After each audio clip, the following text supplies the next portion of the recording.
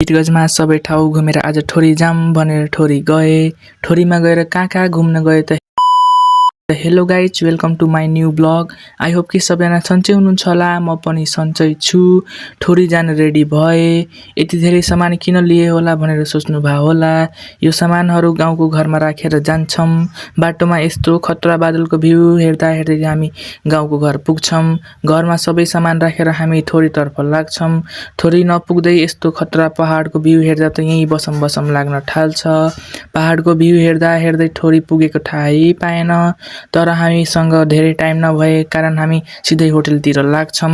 Hotel पुगेपछि old car पो हेर्न मिल्छ र यो होटलमा राखेको पेन्टिङ देखेर त कस्तो भित्रबाट फिलिङ पो आउँछ त। आफू आर्टिस्ट भएर होला। अब केही त खान पर्यो।